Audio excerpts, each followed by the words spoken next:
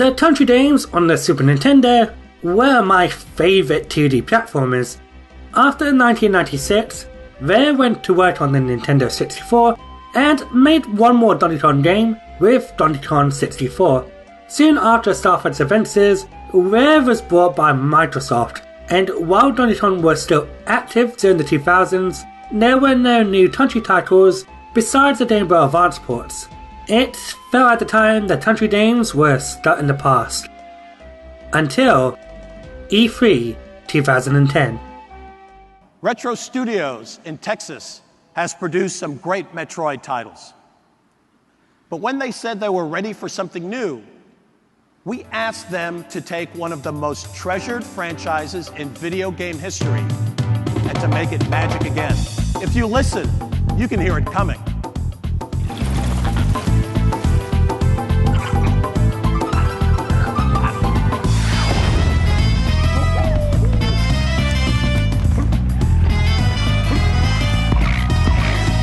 When I first saw this trailer, I was over the moon.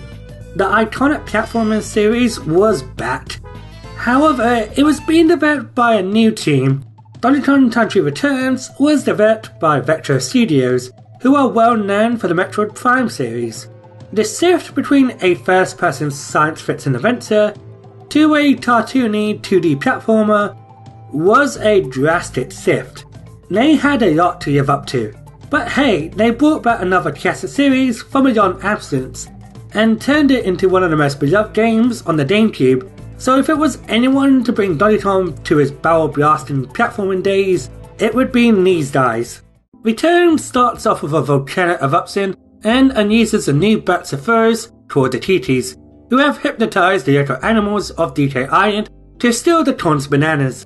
One of the Titis try to hypnotize DK, but since he has protagonist syndrome, he is unfazed by it and punches the TT out of his home, and this is where the game starts. The TTs aren't as iconic as the Tremlians, and personally I prefer the Tremlians, but I do understand why Retro wanted to make an original cast of bad guys. Sticking to the same bad guy doing the same thing for multiple games can get tiring after a while. You also get to find the reason why the TTs are after the Kong's bananas at the endgame. Also, unlike Country 2 and 3, DK doesn't get kidnapped again. Retro Studios took the original game as a blueprint and attempted to create something new while making sure to keep the spirit of the original intact. I do find it odd that for being inspired by the Super Nintendo Classic, that this game doesn't support the Wii Classic controller. Instead, the game only supports the Wii Remote and Nunchuck, and the Wii Remote by itself, which is controlled horizontally. When it comes to 2D platformers, I prefer using the D-pad, so my go-to controller preference is the Wii Remote by itself.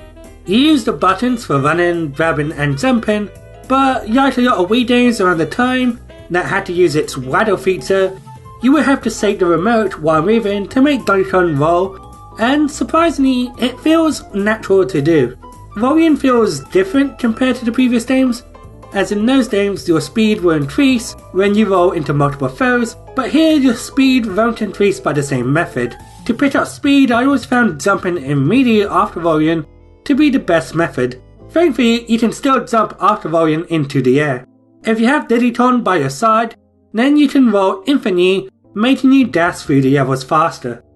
Shaking the Wii Remote while in a stationary position makes DK perform a hand swap, and is more useful and is mandatory compared to the original game, where I practically never used it. A new ability in DK's moveset is blowing a gust of wind by crouching and shaking the remote, and this just felt unnecessary and kinda breaks the flow of the game. Whose idea was this? I'm not surprised. Thankfully, this ability is only mandatory in one or two places in the game, and is mostly used for bananas and currency, which are easily found by just playing the game like normal.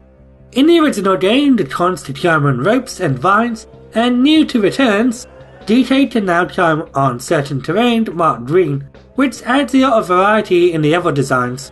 Some people may feel disappointed that the classic controller isn't supported, And if you're not into using a Wii remote, then there is the 3DS version, which has a traditional button layout and also includes exclusive levels, but half the frame rate.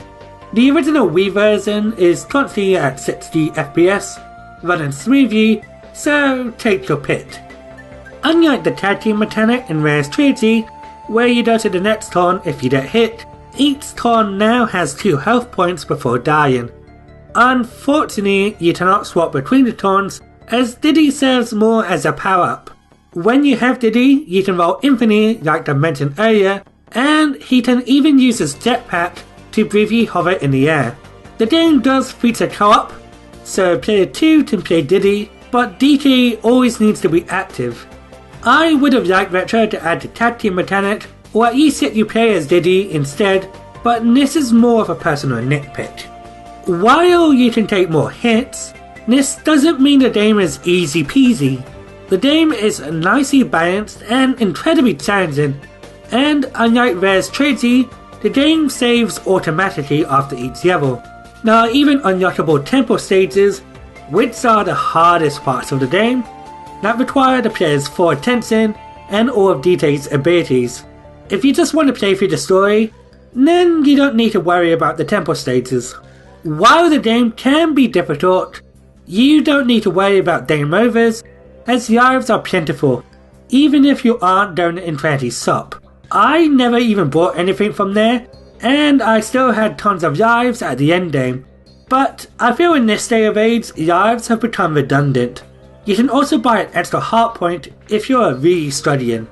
The levels have a lot of variety that even has interactable backgrounds, such as going through a terrible storm, avoiding tidal waves, avoiding a large octopus, and even going into the background.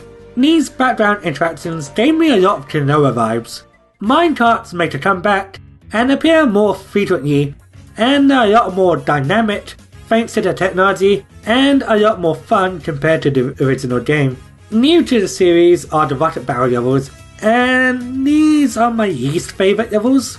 These are automated similar to the minecarts, but you only control one button to lift the rocket upwards and hitting the button down to descend.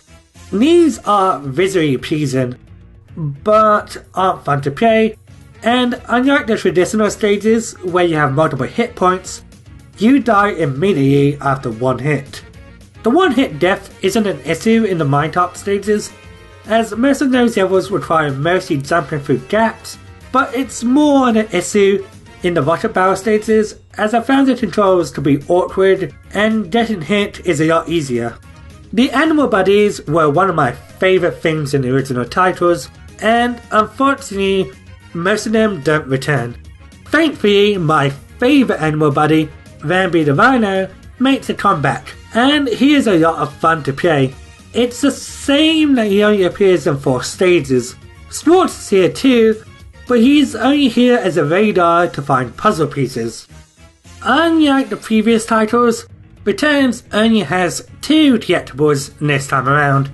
New are the puzzle pieces, which are scattered across each level, and while they don't really offer much besides concept art and dioramas, just discovering them by exploring can be rewarding. They also can be found in the bonus rooms, but dang, the bonus rooms got nerfed, as not only in the art mandatory, but they also lack variety in layout and mission types. The only collectibles that make a comeback are the cognates, which, unlike the rare titles that gave you an extra life, are now part of the completion requirement, as they unlock the temple stages and the secret final level. There is some extra content too, such as the returning time attack mode that was in the Game Boy Advance titles, and the mirror mode, which flips the levels and requires you to beat them with only 1 health. These are nice additions for players who want to get more out of the game, but goodness gracious, these time attack sentences are extremely tough. That requires you to memorize the levels and DK's moves to heart. And while I do like the controls, setting the remote non-stop can be tiring. One of the things that made Rare's Trilogy stand out in the mid-90s was the silicon graphics technology, but out of the 7th generation consoles, the Wii was weakest in terms of graphics and power, so Retro Studios didn't benefit on marketing its visuals much. Still, Returns is an excellent little Wii game and does feel like the next step visually to the series. The art styles are based on the original game, with only the ice area done, but does offer some new areas, and the transition between the Super Nintendo to the Wii is great, as each art style is eye-catching and feels like the animals live on the island. I like games like Super Mario that have platforms that are placed artificially. Most of the platforms and objects in Returns feels organic. The other artists and animators at Retro put a lot of effort in the background due to them playing a big part in the gameplay. I love the silhouette stages, especially one of the earlier ones, Sunset Soar, which not only gets gorgeous, but even uses its art style as a way to discover goodies. There are a lot of remixes based on the music from the original game, and while David Wise and Evian Levitovich don't return to do the music, I would say their replacement Kenji Yamato and Minato Hamano do a good job to keep the spirit of the original tunes intact. I love the remix for Fear Factory and Life in the Mines. No, I don't remember much of the original composition, with the exception of Music Madness, which is amazing, and the volcano and final boss music, which would fit perfectly in a Metroid Prime game. Making a sequel to a long-absent series, especially a beloved one, is an extremely difficult challenge. You have to try to please newcomers to buy your game while keeping the original fans happy. I can tell Retro Studios wanted to be faithful to the original source material while putting their own spin on the series, as it does feel slightly different, but for the most part, I think Retro Studios succeeded.